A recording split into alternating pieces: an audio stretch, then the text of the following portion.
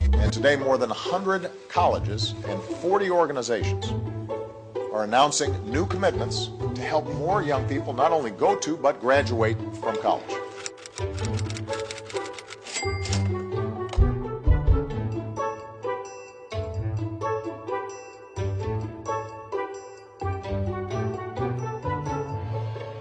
So, Professor Kaplan, you've just written a new book. You're an economist at George Mason University. The book is entitled The Case Against Education, where you argue that education, formal education, isn't really so much about learning, it's about credentialing, and it's really expensive. Explain your theory. Sure. So the main thing that I say is that there are two different reasons why you might go to school. You might go there to have skill poured into you, or you might go there to convince employers that you are worthy of employment. Right? So think about this. So there are two different ways to raise the value of a diamond. One is you can cut it ever so perfectly so that it's a wonderful diamond. Or you could get that eyepiece out and go, oh yeah, this is a wonderful diamond, flawless. And I think school works the same way. There's improving the student, and there is stamping the student as being really good. So both things are going on, but I see the main thing that's going on is the stamping. There's the main reason why people are going to college. It's the main thing that they're getting out of it. If you look at first of all what they're learning, most of it they're never going to actually use after graduation.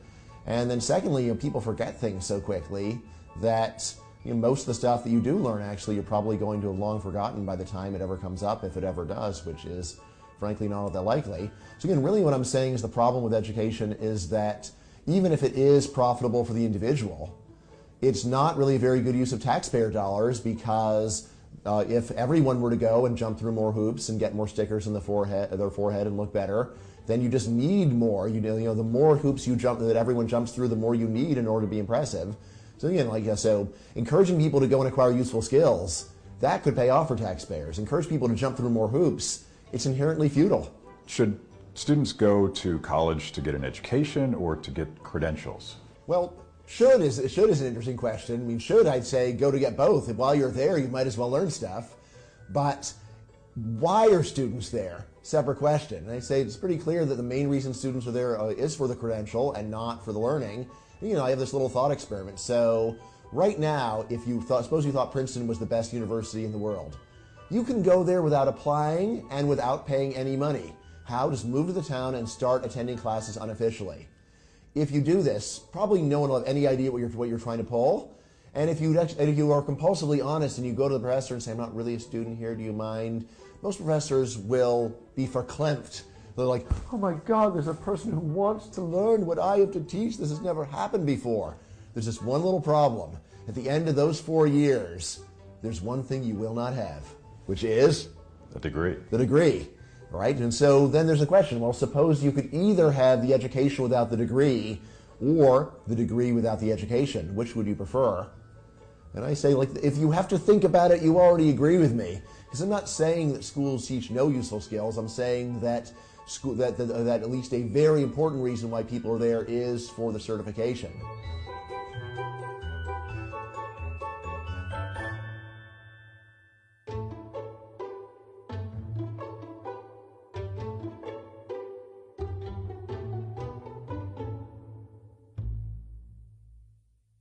I wasn't going to do it. I didn't think it had to be done. I didn't think it needed to be done. But apparently, I thought wrong. In 2018, it is still necessary to point out that Karl Marx, father of an ideology that has claimed the deaths of 100 million people, is not someone who we should be honoring. Last week was Marx's birthday, and while I was content to let that monstrous milestone pass without comment, others in the media were not. Mainstream media outlets like the New York Times went so far as to praise Marx as a visionary in a glowing celebration of his life and work. How is this still a thing? Look, it isn't that complicated. Marx was a bad guy. He wasn't a misunderstood genius. He wasn't looking out for the little guy. He certainly doesn't deserve to be celebrated today. He was a bitter sadist who wanted to impose his worldview on the rest of us by any means necessary. Don't believe me? Check out what he had to say about violence committed in the name of socialism. Far from exposing the so-called excesses, instances of popular vengeance against hated individuals, or against public buildings with which hateful memories are associated, the Workers' Party must not only tolerate these actions, but must even give them direction. Marx's closest collaborator, Friedrich Engels, went further, writing, "If the victorious party does not want to have fought in vain, it must maintain this rule by means of the terror with which its arms inspire." There you have it. Marx was a terrorist in the most literal sense of the term. I don't care how much you like cake, that's not a birthday party you want to be at.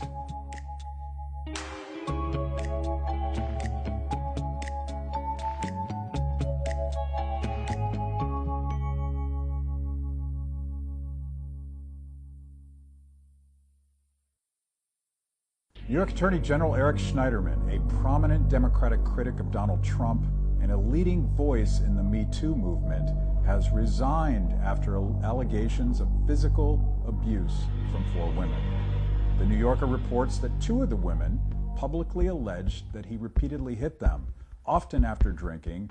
Both say that they eventually sought medical attention, having been slapped hard across the ear and face and also choked. One says that Schneiderman warned her that he could have her followed and her phones tapped, and both say that he threatened to kill them if they broke up with him. These allegations are particularly disgusting examples of the abuse of power no woman should endure. But notice where his power came from: the credible threat of government surveillance. He had access to exclusive tools to target, follow, snoop, and harass his victims. This is hardly the first abuse of the unbridled power of government surveillance, nor will it be the last. Historically, J. Edgar Hoover used wiretaps and other illegal means to attempt to silence Martin Luther King. And in 2013, dozens of instances were revealed where jilted lovers at the NSA used mass surveillance to stalk their exes. It was so widespread that the NSA even coined a term for it: love-int. So now, former AG Schneiderman argues that, quote, these allegations are unrelated to his professional conduct or the operations of the office, unquote. He's dead wrong. His vile actions were reinforced by his ability to use the power of the state to terrorize his victims.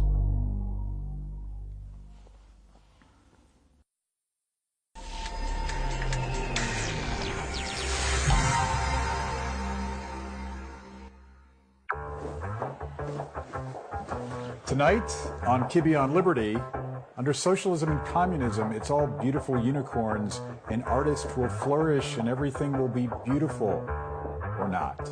Welcome to Kibbe on Liberty.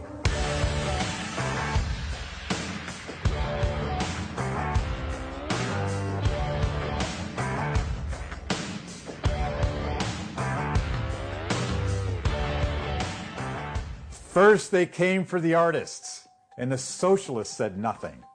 On a recent trip to Belgrade, Serbia, I was shocked to learn that during the country's transition to communism in 1945, artists were some of the first people to be targeted, tortured, and executed by the secret police, right along with accused Nazi collaborators. Why should this be? Art is about creating beauty and searching for truth. It isn't dangerous, is it? But Yugoslavian dictator Josip Tito targeted actors and poets, and he had them killed. Looking back through recent history, the persecution of painters and poets and musicians and actors under authoritarianism is standard operating procedure. And it starts to make wicked sense. Art is a remarkably potent tool for subverting authority, communicating with the masses, and providing a glimpse of what much better things could be.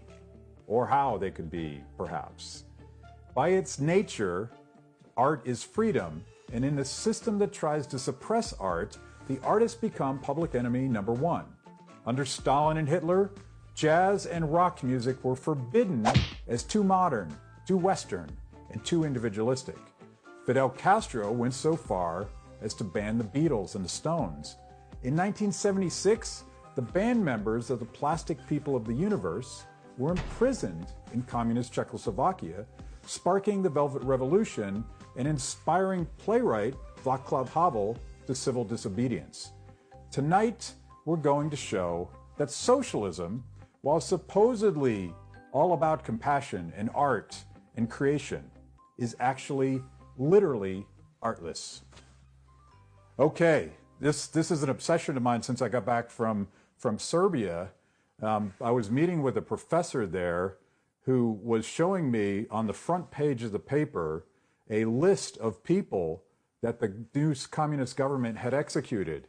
And on that first page was an actor, and he pointed to this, and he's speaking in Serbian, but he seemed to think that this was a really big deal. And as we continued to speak, I realized that there's a pattern here. This is not an anomaly. This is not something that happened in Serbia.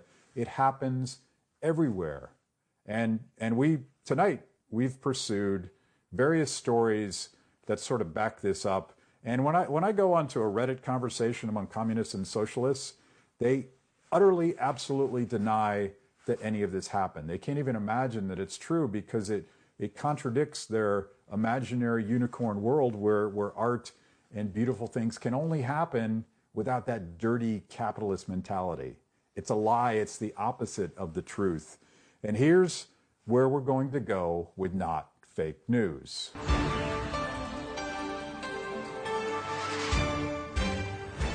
An article from 2015 from Al Jazeera, persecuted political artists defy Cuba crackdown. And it's a story primarily about Cuban punk rocker Gorky Aguila. How did I say it before? Aguila? I think I said Aguila. Gorky Aguila? I said it right, didn't I? Who was arrested on the charge of dangerousness, a tool that allows Cuban authorities to preemptively apprehend those whom they suspect will engage in rebellion. Think about a legal standard of dangerousness in this country. You, Mr. Listener, Mr. Viewer, Mrs. Viewer, you would fail that test. I would fail that test. And this punk rocker regularly fails this test. And he has become more and more radicalized every time he gets arrested. He calls former President Fidel Castro in his lyrics a tyrant that no one can abide. And he says this of the socialist government in Cuba: they want you to be afraid. If you raise your voice, the authorities want you to know that they can do whatever. They watch you, they harass you, and then they arrest you. He had an altercation with police this past May while placing posters around Havana promoting the release of his brother-in-arms, Danilo Maldonado, a Cuban graphic artist and human rights activist who goes by the name El Sexto. Maldonado was deemed, quote, the most persecuted artist in Cuba by the Cuban Institute for Freedom and Expression and Press. Activists and dissidents, including Damas del Blanco, the Ladies in White, a group that organizes marches with the loved ones of political prisoners, campaigned for his freedom, and he was released shortly thereafter. Interesting that the Ladies in White come up in this article because many of the people that they're trying to get released from prison are artists. And they just recently received the 2018 Friedman Prize for Advancing Liberty from the Cato Institute. They literally take their lives in their hands, marching in the streets in front of a church, demanding artistic freedom in Cuba. That's how socialism works in Cuba. Here's a second story from a very different place, but kind of the same. North Koreans risk their lives for a United Nations art show from the New York Post. In a stunning act of courage and defiance, 4 young North Korean artists are risking their safety by participating in a new exhibit at the United Nations headquarters in Manhattan. This move comes just months after the UN slapped new sanctions on the Hermit Kingdom. I've never actually heard that nickname before. I know Rocket Man, I've never heard of the Hermit Kingdom. Over its ongoing missile tests, and is so risky the artists could not put their names on the works, which are signed anonymous. Now I'm going to put one of these paintings up on the screen so that you can see it, and you tell me, one, why anything like that would ever be banned in any country. It is a North Korean woman in traditional North Korean clothing. There's nothing subversive. There's nothing dangerous. There's nothing ostensibly that undermines the power of the socialist dictator Kim Jong-un, but there it is. These artists are risking their lives simply to show paintings like that. Why would they do that? Because artists hate tyranny. Artists refuse to comply to somebody's central plan, and that's why they're so dangerous to socialists. That's why, again and again, starting in Belgrade, Serbia, but going throughout the history of socialism in practice, it turns out that first we kill all the artists. What an evil, evil ideology. I want to move to an issue that is particularly important to me and very much defined my youth. You guys have probably heard the story about how I found libertarian ideas by reading the liner notes on a rock album by a band called Rush. It was dedicated to the genius of Ayn Rand. And that rock album changed my life. Let's move to cultural appropriation.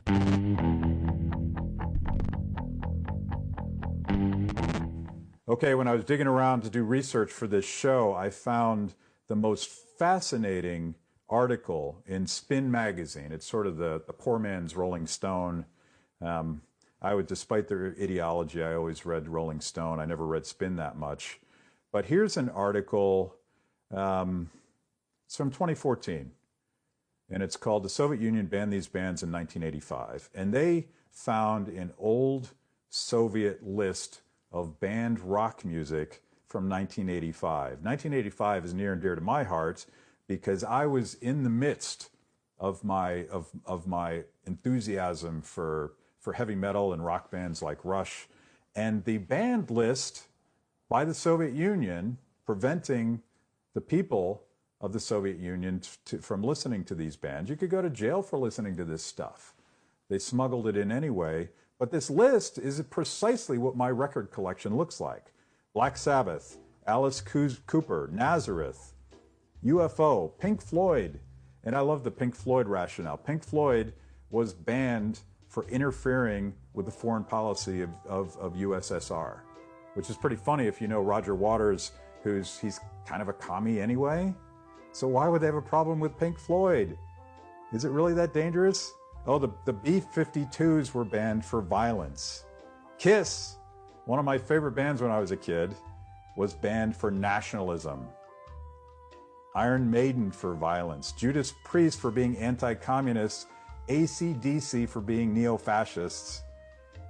Have they ever listened to this stuff? There's none of that in there. Van Halen for anti-Soviet propaganda. And most dangerously, Julio Iglesias. It's a joke, except it's not. Somehow, in the Soviet Union, there was such a passion for Western music because for them it was about freedom. Even Julio Iglesias could give you a taste of that. And I would be afraid to live in the Soviet Union because those are all my albums. So now I've told everybody, so thought police, come to my house and take my stuff away from me. In 1985, around the same time, if I'm getting my dates right, Al Gore and his wife Tipper Gore and the Parents Music Resource Center, you may remember this, they tried to label rock music that they viewed as offensive, as sexually provocative, and they created these show trials where Frank Zappa and other rock musicians testified. How long before composers and performers are told to wear a festive little PMRC armband with their scarlet letter on it? You know what? The list of Al Gore and Tipper Gore in the PMRC doesn't look so different than the communists in Soviet Russia. What the hell's that all about? I thought we were the land of the free and the home of the brave. Well, not according to Al Gore and Tipper Gore. Maybe this is just a theory that we've developed here on the set of Kibbe on Liberty. Maybe Al Gore was in cahoots with the Soviet censors. I have no evidence to show that except look at that list. This is now a fact because you saw it on my show. So that's all I got. I'm going to go listen to some crazy death metal based on the recommendations of the music staff here at Kibbe on Liberty. Thanks for joining. I'm done because I hate censors and I love artists. Cheers.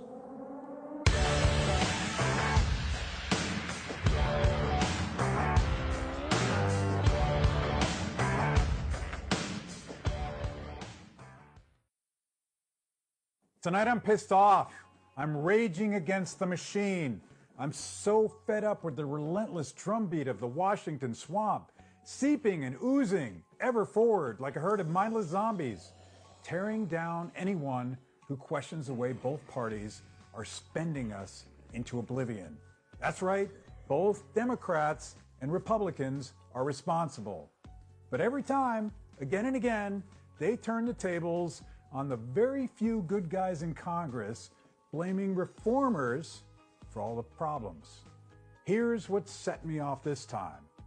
A throwaway line from a recent National Review post on the confirmation fight over Mike Pompeo. Quote, Rand Paul continues to be the single most destructive Republican senator, embracing a suicidal purity on budgetary matters. Unquote. Really? Now, I understand that big government conservatives want a blank check for all the wars, all the Bush wars, all the Obama wars, now Syria.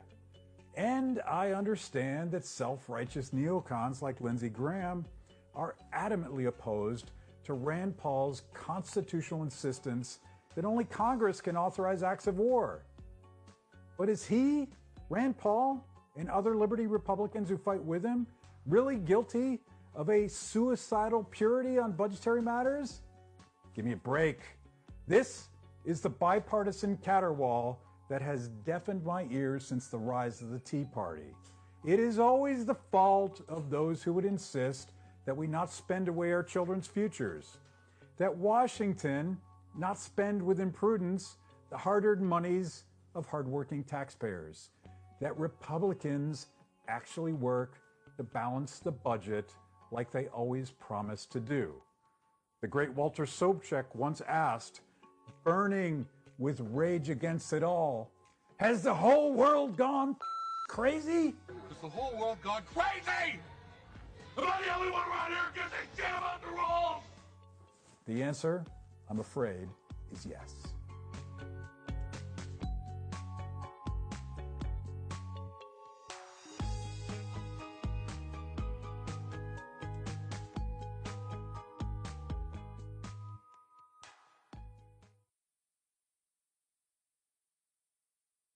So let's talk about socialism, because you guys probably weren't talking about that on the wrestling stage. Well, you'd actually be surprised.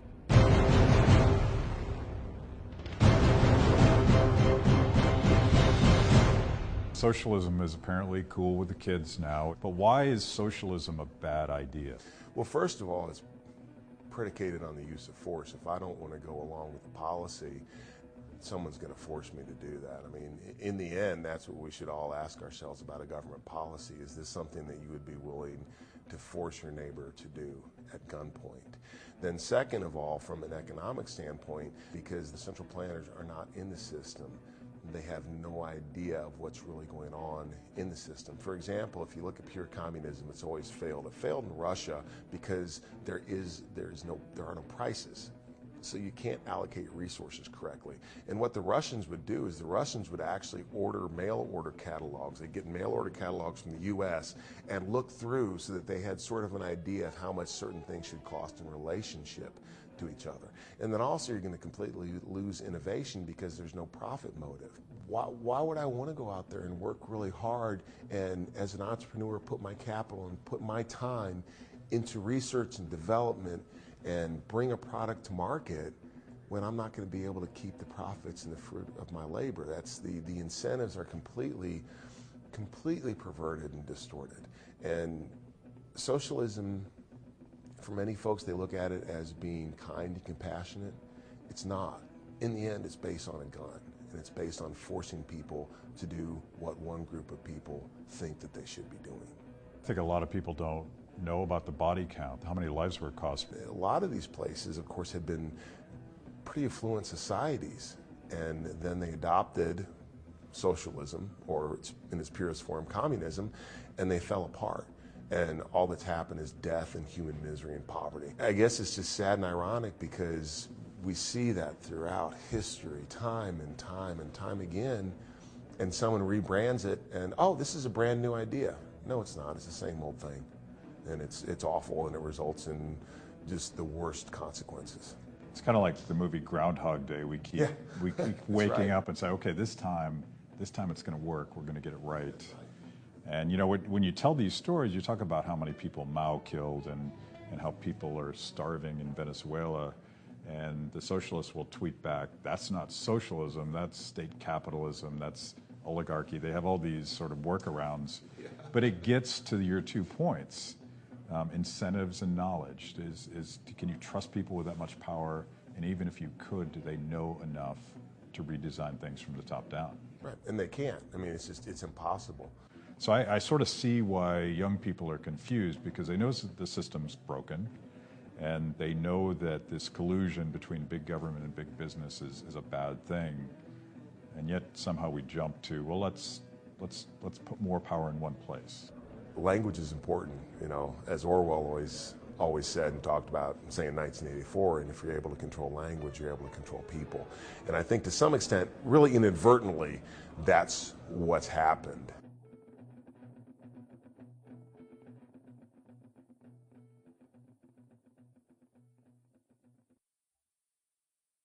Rock and roll ain't noise pollution. Rock and roll, it will survive. That is, unless socialist dictators have their way. Banning new and interesting music has always been a priority for authoritarians. It's not just that they're anti-fun, although they definitely are. It's about controlling thoughts. It's about controlling different ideas and the free expression of people, your ability to deviate from the norm. It's about enforcing conformity. There's something fundamentally human about music. It connects with people on an emotional level, and that's what makes it a perfect vehicle for political dissent. The protest song is a tradition as old as music itself, but in the most oppressive regimes, music doesn't even have to have lyrics in order to pose a threat to the status quo.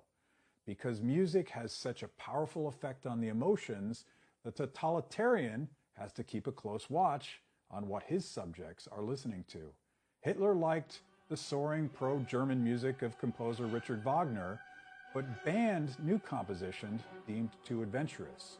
Like burning books, burning records was a way of suppressing critical thinking. Fidel Castro called rock music the music of the enemy and made it a crime to listen to acts like the Beatles and the Rolling Stones. Meet the new boss, same as the old. In the Soviet Union, modern composers like Stravinsky or Shostakovich were blackballed, while traditional Russian folk music was prioritized. But if relatively academic musicians could be effectively shut down, there was one force that even Stalin couldn't control: the power of rock and roll. American rock music resonated with the rest of the world in a way that no government could compete with. And when the records were outlawed, people found a way to get their hands on them all the same, sometimes in remarkably ingenious ways. So listen to my music, hear what it can do. There's something here as strong as life.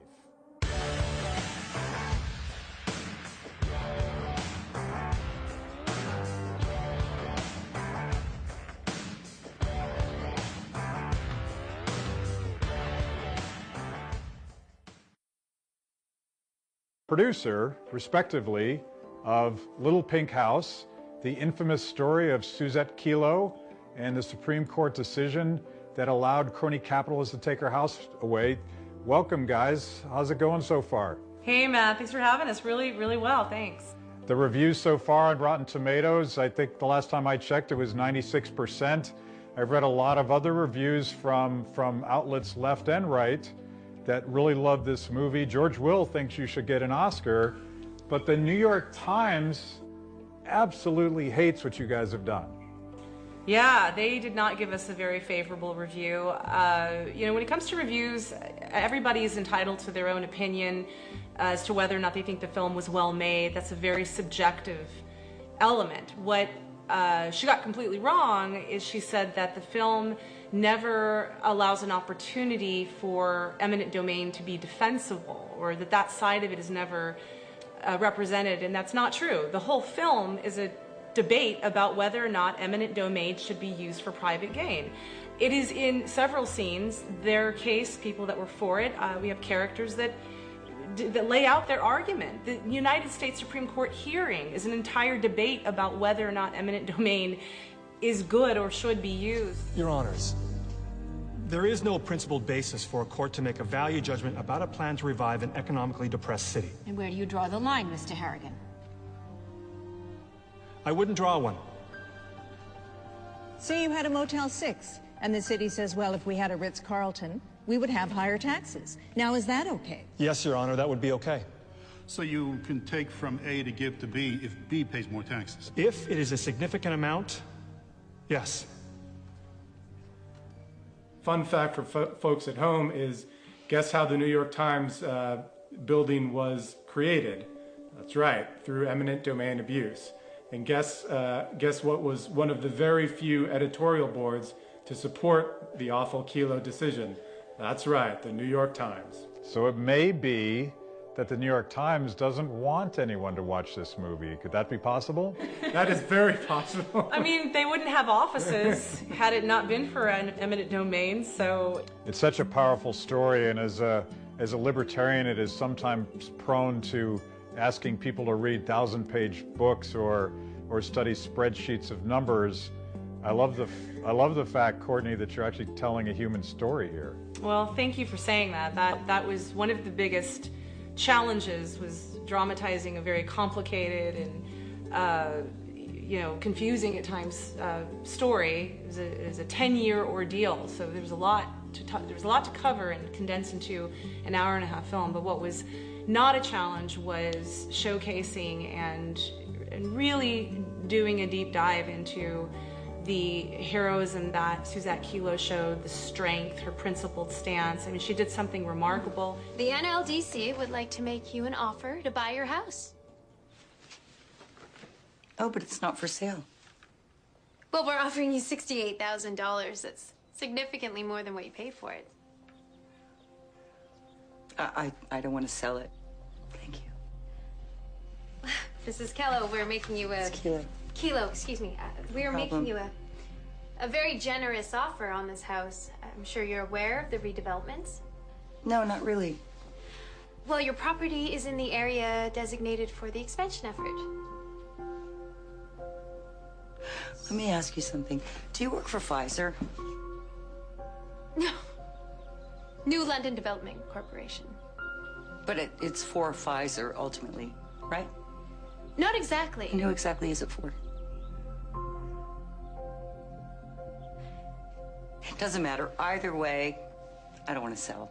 But thank you so much. It was a pleasure to meet you. She did it completely against her will. She's not a crusader. She's just a normal person, as she describes herself, and she was just trying to live a normal life, and she did something absolutely extraordinary, stood up to very powerful people in the government, in big business, and she did it because she knew there was no alternative. And that, to me, is not only admirable, it's important for people to see stories like that. It's inspiring, and it's about the human heart, the human face of eminent domain abuse, and that was incredibly important to us as the filmmakers, and I wanted to show Suzette's face as being the true crusader of her neighborhood. You're not really waiting for big Hollywood and their distribution system to share this movie. You're asking people to do it from the bottom up. Tell us how we can do that. Folks can go to littlepinkhousemovie.com and figure out how to help.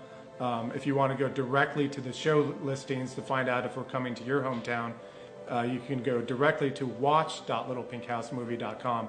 And if you don't see your movie on our list, don't despair. You can actually bring the film to your hometown theater.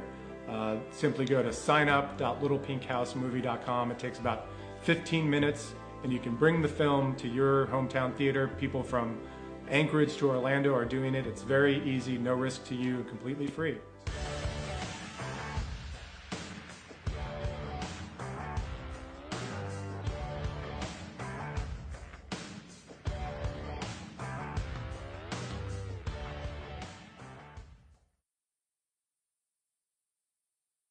Mark Zuckerberg is in a bit of hot water these days. He's been taken to task for allowing data analytics companies to scoop up information from Facebook and for failing to properly safeguard the privacy of users.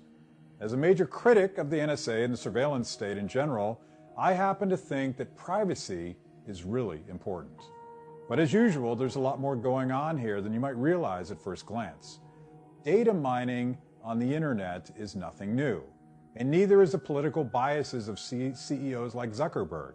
But there's a legitimate question to be raised about what happens when a handful of companies, not only Facebook, but YouTube and Google as well, control so much of the flow of information and can shape that information to reflect their personal political views. We're seeing this with YouTube's recent move to take down gun-related content. And we already know that Google's search algorithm favors certain types of content over others in such a subtle way that most users won't even notice it. So we know that this is going on. Well, what can we do about it? It would be easy to be reactionary and say that government needs to intervene, to pass some sort of internet fairness doctrine to make sure all views are equally represented. But do you really trust government to determine what you see online any more than you trust Google or Facebook? As you've probably already guessed, I'm not that guy. Tonight, I'm joined by a brilliant young technologist who's going to help us understand what Facebook is really up to and what we can do as content creators, as conservatives, as libertarians, as people telling an alternative story. What do we do to make sure that people see our stuff?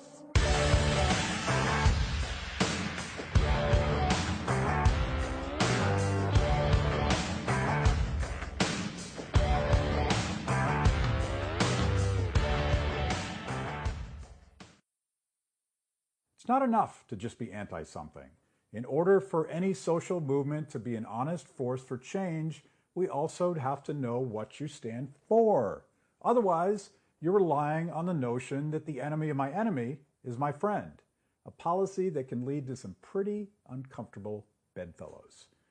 The point is that the world is rarely as simple as the members of Antifa claim, and being against one type of evil while actively supporting another type just doesn't cut it for me, especially when you're willing to use violence to advance your ends.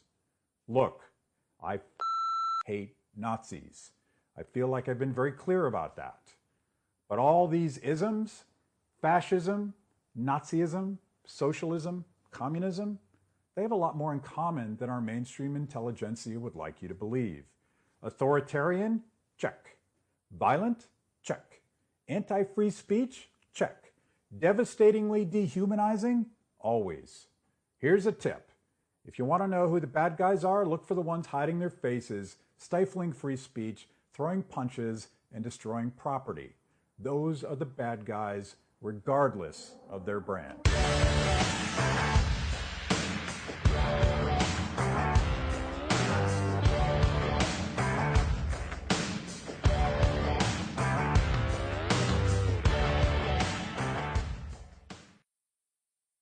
If you care about the future, you, by definition, care about our young people and what they're thinking and what they're going to do with our country once they take over. Here's a story that doesn't give me much hope. It's actually a video clip from NBC News. NBC News published a video entitled "California Students Arrested After Throwing Rocks and Damaging Vehicles During an Anti-Gun Rally." Does that make any sense to you? Protesting violence by smashing windows. What am I telling you? What the hell's the matter with kids today? But let me give you a little bit of good news. Because you'll see those all the time. I share them too. Everybody loves to click on this stuff. Crazy kids doing crazy stuff. But here's a better story from Rare, one of my favorite publications. New poll shows that millennials are no more liberal on gun control than older generations. That surprises you, doesn't it? You think that all the young people are gun grabbers. You think they're all Bernie socialists. You think that they're somehow different than our generation. But the data doesn't back that up at all. Here's what Rare says. While gun control advocates would have Americans believe that most millennials support stricter gun control measures, a new Gallup poll shows that millennials are no more liberal on guns and gun control than other generations. Another poll from the Pew Research Center, Pew is hardly a right-wing outlet, in 2017 had similar results. 50% of millennials said gun laws in the US should be more strict. Only 50%. Does that mean that the other 50% think that they should have a right to defend themselves in this era of decentralized terror and in an error, I'm saying that like George W. Bush, aren't I? In an era of school shootings.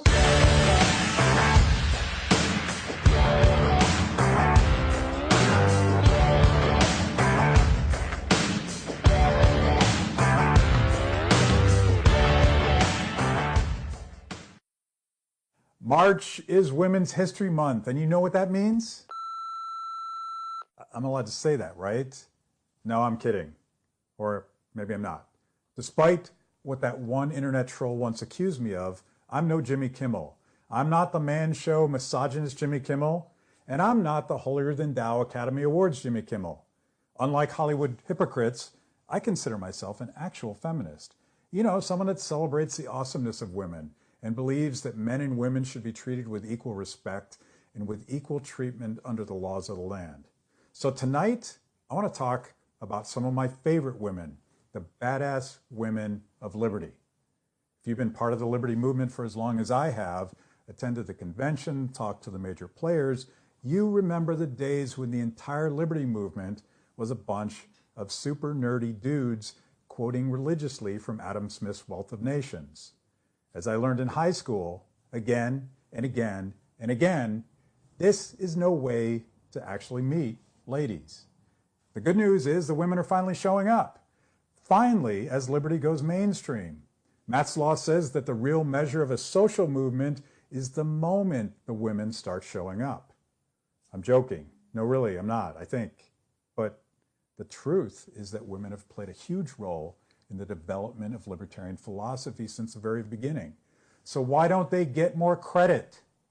Maybe some men feel a little threatened now that the gals are setting the bar higher. Not me. Stronger women make for stronger men and a stronger, more civil society. So while others spend the month complaining about the patriarchy, mischaracterizing women as helpless victims, and celebrating leftist feminists like Gertrude Stein and Margaret Sanger, I'll be raising a glass to the ladies of liberty who helped pave the way for our movement today.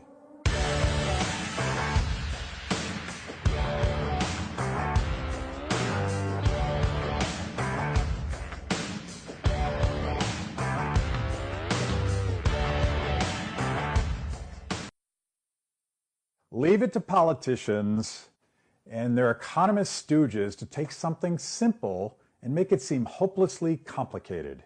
With convoluted talk about trade deficits and the flow of capital goods, they try to make us believe things that are obviously untrue.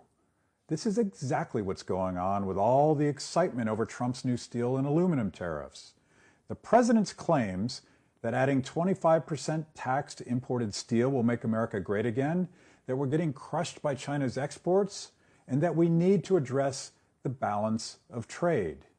But to any normal person, the idea that we're going to achieve greatness by making everything we buy 25% more expensive doesn't really compute. That's because it violates simple economics. Don't be fooled. Tariffs are nothing more than taxes. And just like no politician ever improved their country by raising taxes, tariffs cannot revitalize our nation's manufacturing base. The only thing they accomplish for sure is making all of us pay more for goods we want and need. The problem is what free market economist Frederick Bastiat called the seen and the unseen.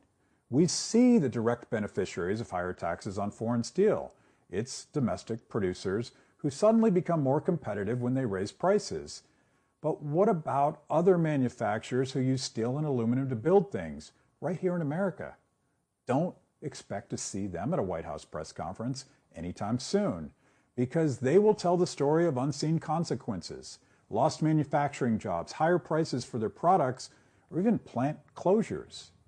At best, tariffs are a political transfer of wealth to some favored business interests at the expense of other unknown business and consumer interests.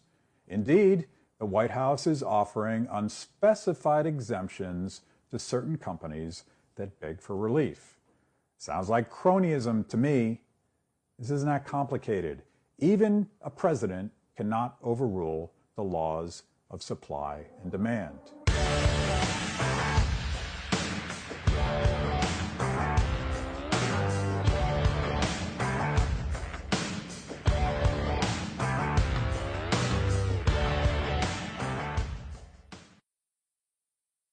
Voting is one of America's most cherished traditions. We pride ourselves on our belief in democracy and that the voice of the people should be heard by government. It might be a fiction, but most Americans still insist that our elected officials and all those government workers still report to we the people. But we don't just vote on the ballot box. We also vote with our dollars every time we make a purchase, or for that matter, every time we refuse to make a purchase. This tells companies whether they're making good decisions and pleasing their customers. And it's a crucial part of what makes a free market economy work so well. With governments, it's a little trickier. We can't vote with our dollars because the government can tax us whether we agree with their policies or not. Don't believe me? Take a vacation from voluntary compliance with the IRS next year. Let me know how that goes from your jail cell. Sure, we can vote for representatives every 2 years, but we all know what happens to them once they get to Washington. At best, voting is a far cry from the instant feedback mechanism of the market. There's another way that individuals can influence the political process, though. We can vote with our feet. In other words, if we don't like the way our state or local government is running things, we can simply pick up and leave. Granted, this is not a perfect system, but people do it all the time. And it is more of an impact than you might think. This is why it's so important to let states compete for residents with different policies and to let people move freely from one place to another. The founders envisioned the states as laboratories for democracy. If one state screws up, people can always go next door. It's a key principle of federalism, why the federal government should mostly keep its nose out of state-level policy. When the feds interfere too much, our feet get disenfranchised.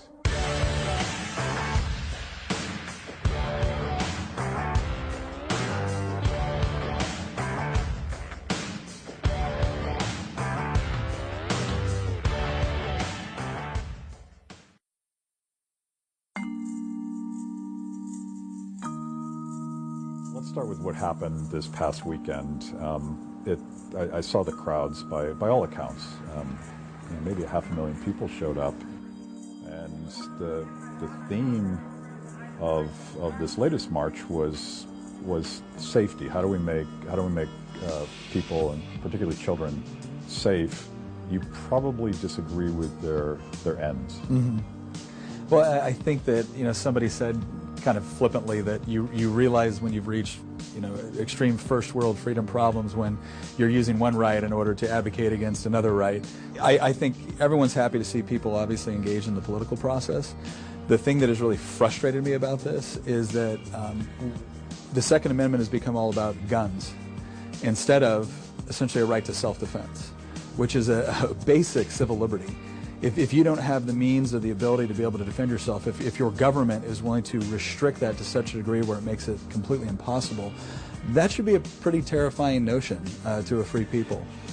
And there's all kinds of things that we can talk about with respect to security and safety that I think we agree on. The problem is that a lot of people on the left see this as their opportunity to really tear apart the Second Amendment. Retired Justice John Paul Stevens says the Second Amendment should go. And as long as they see it as their opportunity to do that, which this is not, as long as they see it as that opportunity, we're not going to be able to really focus on the things that we do actually agree on, whether it's additional school resource officers, whether it's better communication between local, state, and federal law enforcement when it comes to some of these issues, whether it's things like trauma-informed education, so both our teachers and our law enforcement can better identify, see indicators of maybe a youth that has grown up in an environment that maybe it was very abusive, and so they've become a lot more comfortable with violence than any of us would like.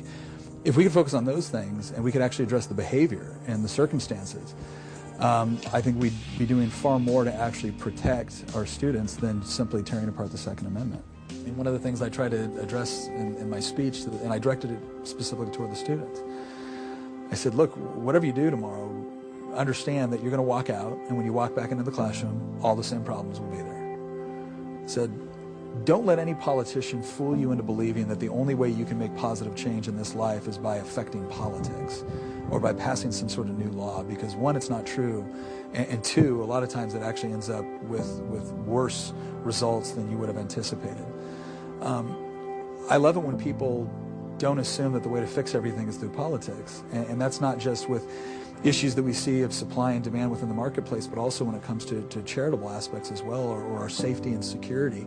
Neighbors looking out for one another, meeting together and doing a neighborhood watch, or parents, this happened in Israel, where parents actually came and provided security in their own schools because they were going to protect their kids, and they didn't see it as something where, well, okay, if you really care, right, why are you going to wait for a one-year legislative process to do it? If the need is immediate, what's stopping you? Right? We're Americans. We don't let things like that stop us. We go find a solution. We go work with other people.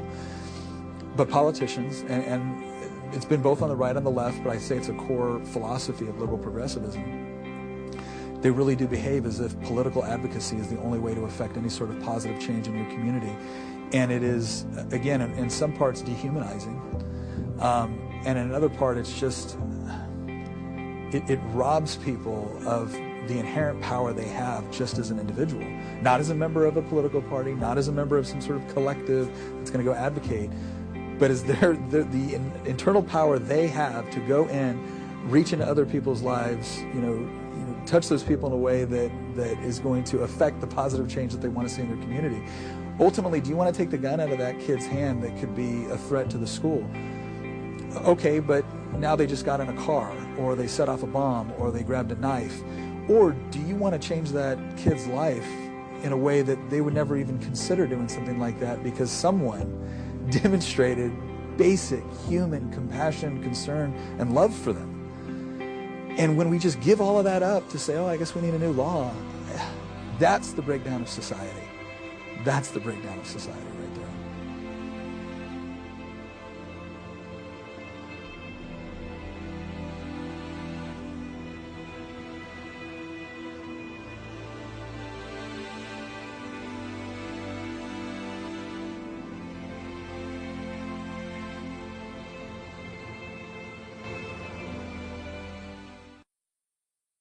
The National Science Foundation. Now this, we can have some fun with this. It's stupid, it's offensive, it's stealing from your grandchildren.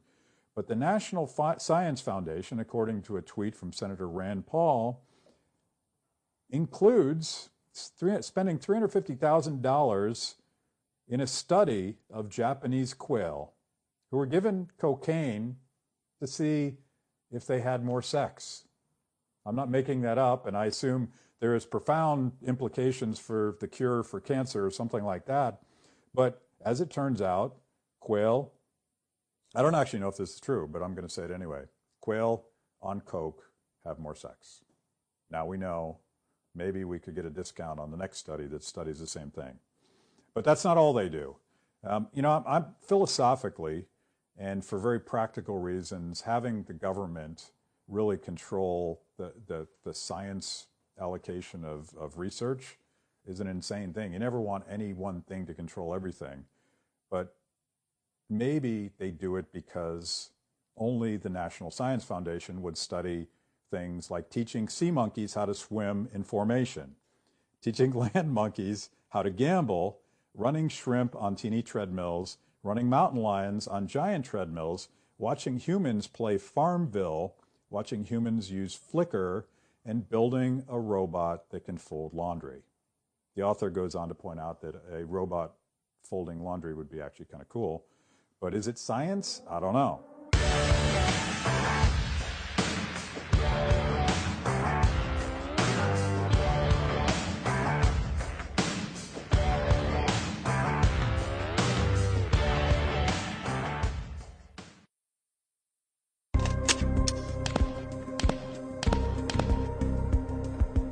So you've made the news recently. I feel like you're all over the place right now because your YouTube channel, I guess it's not a YouTube channel, your television channel, In Range, you decided to post your videos on Pornhub as a response to some of the targeting and censorship that you felt that you've suffered under YouTube. Explain what that decision's about. Oh, okay. Yeah, sure. So really, InRange TV is a combined effort between myself and my co-host, Ian McCollum. I've been a firearms aficionado and competitive shooter for a good 20 plus years, as well as an information security specialist on my career side. And so I see them as kind of similar interests in that they're both based in the idea of technology and in the concepts of how technology works. We originally started InRange TV quite a few years ago, and we tried to be not on YouTube at all. We started off on a network called Full30.com when it started. We had some lessons learned from that, in that the reality is that if you're not on YouTube, which is the world's largest content distribution network, you might as well be off the island. It was very hard to grow the project, very hard to grow subscribership, very hard to get people to see your content, because YouTube is where people go for their media today. You know, saw this new YouTube policy come about, I don't know, was it 10 days ago, 8 days ago now? There's a ticking time bomb right now, in which they double down on their anti-firearm stance, saying that you could not show certain types of firearm content, you could not link to anyone that sold firearms or firearm accessories. Now, they do mention in the specifics like bump stocks and acceleration devices, but they also mention or other accessories or linking to people who sell such accessories. Well, everyone that creates firearms content that has anything to do with modern guns links to people that sell the products they're just demonstrating, because otherwise we wouldn't be able to survive. So I opened up a channel on Pornhub and started distributing the content there, because I believe that they actually have the technology and the wherewithal in terms of the promotion of free speech and understanding of this problem to support us. The thing I want to clarify is we're not just on Pornhub. I continue to be on Facebook, Full30, YouTube, BitChute, and as well as Pornhub as part of the decentralization endeavor. What I want people to realize before it's too late, at least in my opinion, is that we're not at the point yet where this corporate oligarchy controls the internet to the point where they can actually stop us. I feel like YouTube is probably, I mean, I don't know how you feel about this, but of course they're allowed to do whatever they want with their platform. But their brand, much like Facebook, is that of a public square. They shouldn't be choosing who gets to talk about what and who gets to watch what, and yet they do that all the time. Does that undermine their long-term viability, even though they're the 800-pound gorilla today? I think it undermines their value, and I think it undermines a more important principle of the internet, which is the freedom of information, data, and speech. So yes, from a libertarian ideal, I would agree a private corporation has the right to do what they're doing, and I'm not saying they don't have the right.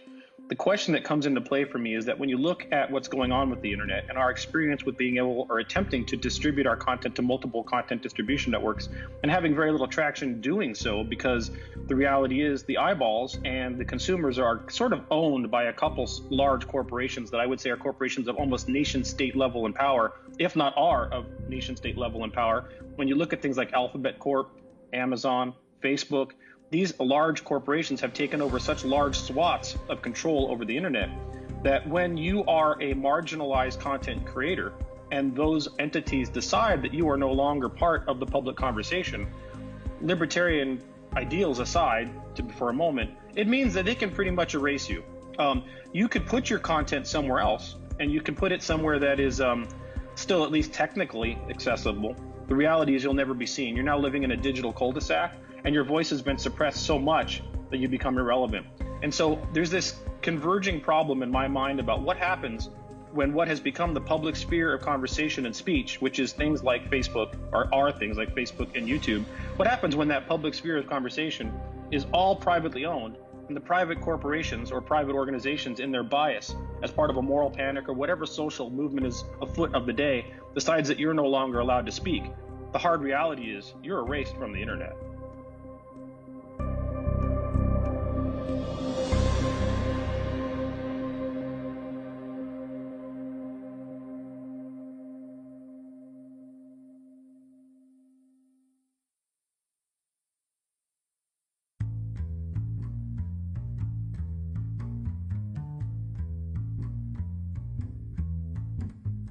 You consider yourself part of the Margaret Thatcher wing of UK politics. Are you a conservative? Are you a classical liberal? We get confused about these terms on this side of the pond.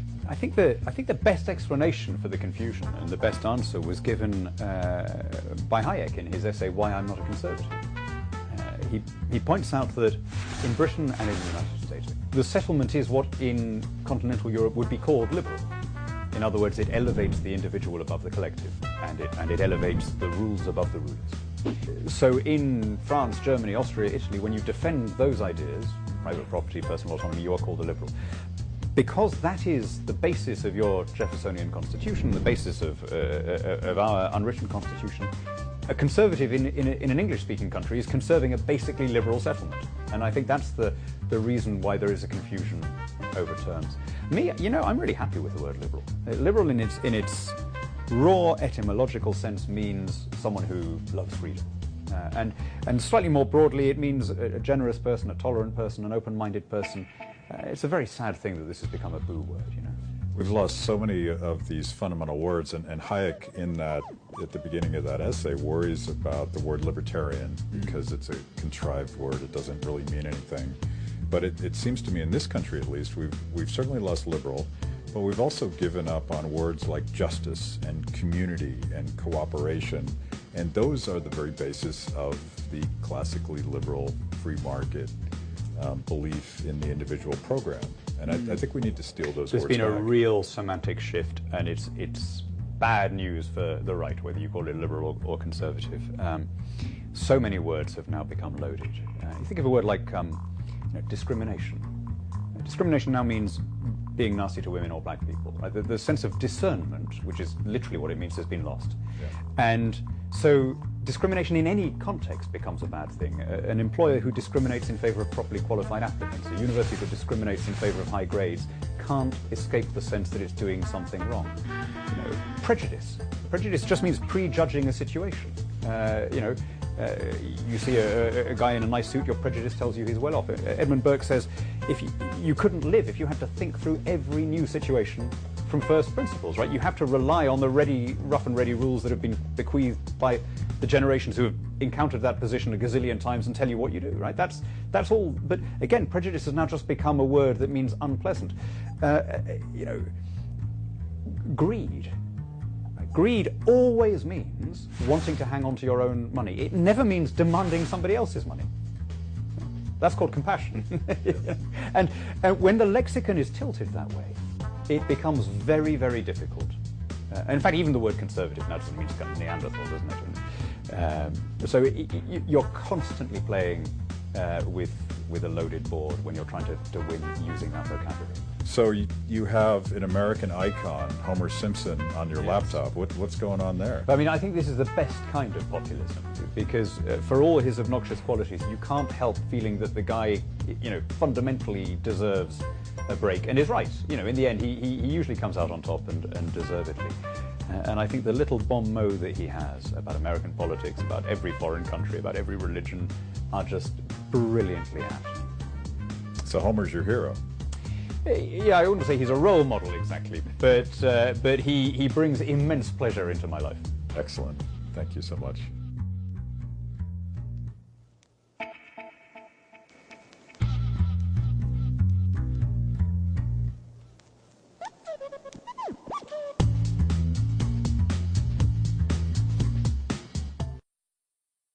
Freedom of the press is in danger. That's according to Arizona Senator Jeff Flake, who in a recent speech compared Donald Trump to Joseph Stalin and accused him of waging a sustained assault on the news media.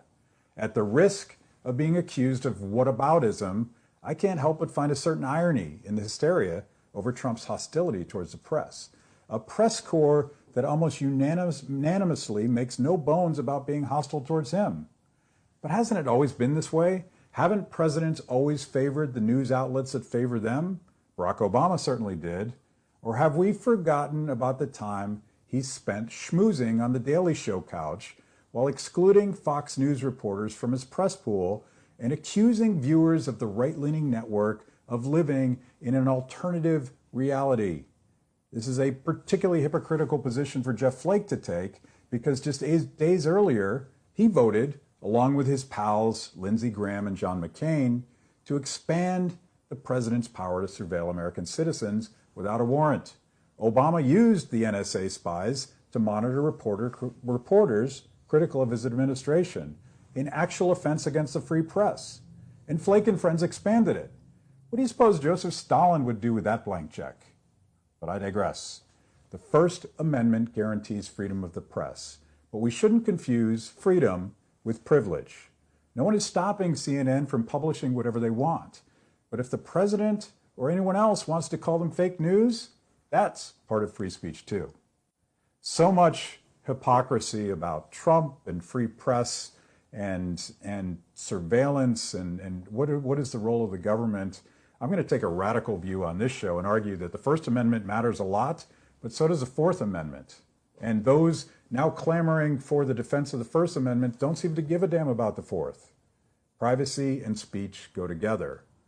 And speaking of whataboutism, let's talk a little bit more about what Barack Obama did to weaponize the ability of the Trump administration to go after his enemies.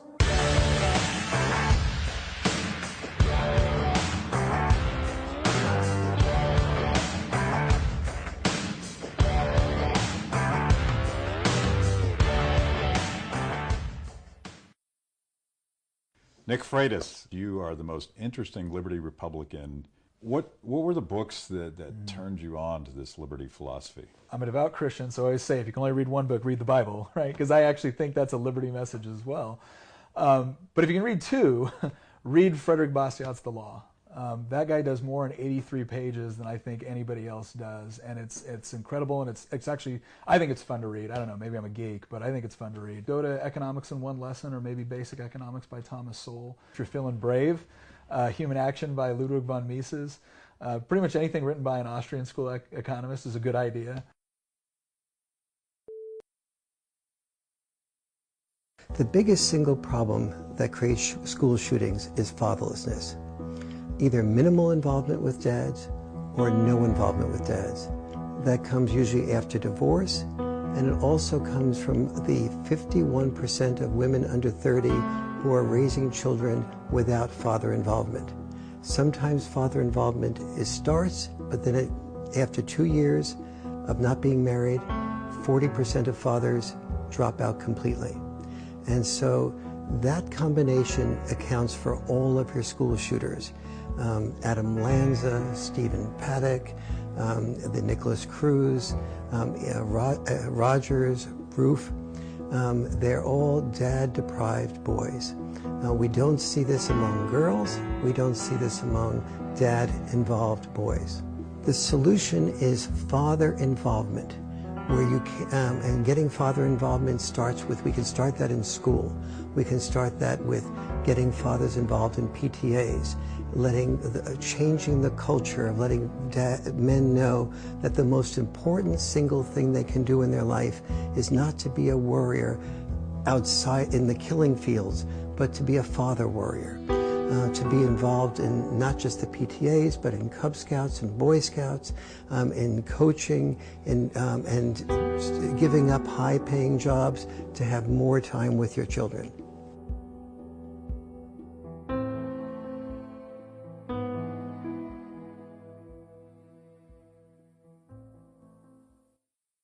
The Communist Party in China is no stranger to playing God with its citizens, and the consequences are always terrible.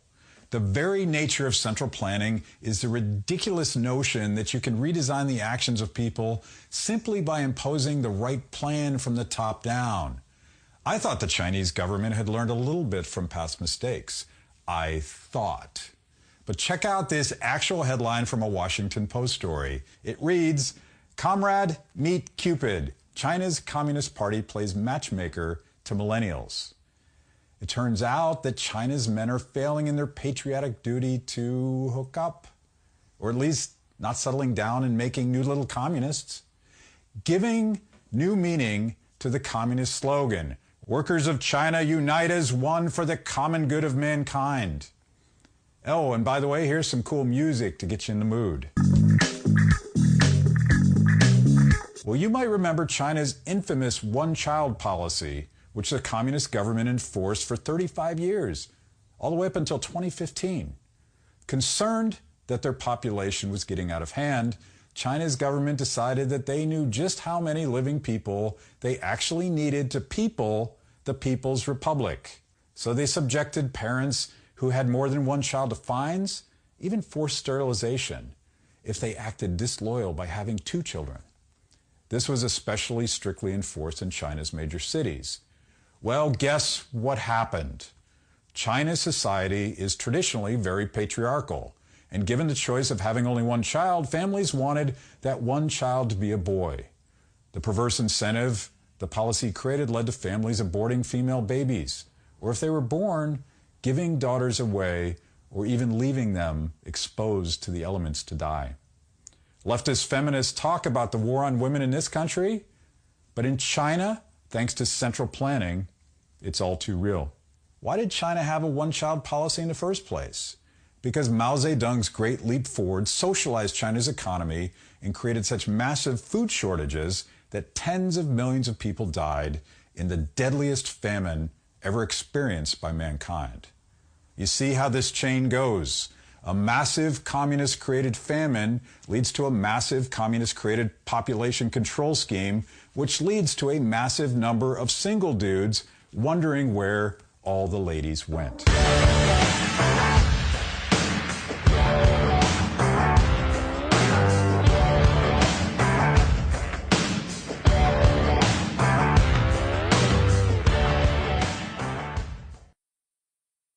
We're as fed up as you are with all the uninformed, gun-hating leftists who are constantly going after our Second Amendment rights. So, I went to the NRA shooting range in Northern Virginia to debunk some of the worst gun-grabbing lies in our new miniseries, Firepower 101.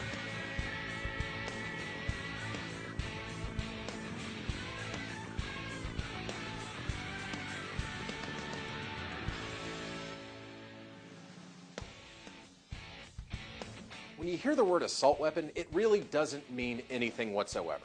If you look back at the 1994 assault weapons ban, that was all about cosmetic stuff that didn't really have anything to do with how a gun fired, how it operated, how fast it fired. It was all cosmetic. And likewise, when you hear the word assault weapon used in relation to something like this, the AR-15, it doesn't really make that much sense either. Let's take a look at this for a minute. This is an AR-15 rifle. This one in particular is made by Sig Sauer. The thing to remember is that AR, common to misconception that we see all over social media, in the news, maybe even your gun-hating crazy great uncle, it doesn't mean assault rifle. It doesn't. AR in AR-15 actually means Armalite rifle. In the late 1950s, the first one of these, the original design that would become the AR-15, was designed by arms manufacturer Armalite. They tried to sell it for a few years, it didn't really take off for them, and they eventually sold those plans to Colt. Then, in the early 1960s, Colt started selling its own branded version of the AR-15. So while this rifle may be a more 21st century obsession of the anti-gun crowd, they're a few decades late on the pickup.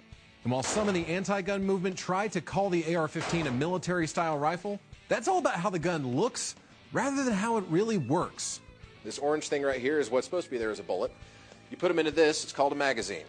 There's a spring at the bottom of here that feeds bad boys like this one up into the chamber. When a firing pin goes and hits this, the primer, that causes an explosion that causes gas to expand. It pushes the bullet out, then the gun extracts this shell, tosses it out, and it pulls up another one out of the magazine. No matter how many times you pull that trigger, you are only going to get one bullet out of there per trigger pull. Period. That's not going to change. It doesn't automatically become an automatic just because it looks scarier. In fact, when you look at things like the Ruger Mini 14, it's actually almost identical in function, even though it doesn't look the same. They both have magazines, they both feed into the bottom, they both have the same action, and they both fire the same size bullets, and you can fire them both just as fast if your fingers move the same way. You'll notice you've got a trigger and you've got a safety. If this were actually a military-style M4, you'd also have the option to make it shoot automatic or do a 3-round burst. You don't have that on these. It's just a semi-automatic rifle. It shoots these out, which is the same as the hunting rifle thing that I showed you a minute ago. So while this may look like a big, scary military-style weapon, this is just a regular semi-automatic rifle with some stuff that makes it look scary to people who don't understand or just don't like guns. So the next time somebody tells you that an AR-15 is an assault rifle or an assault weapon, first off, ask them what they mean, and then give them the facts.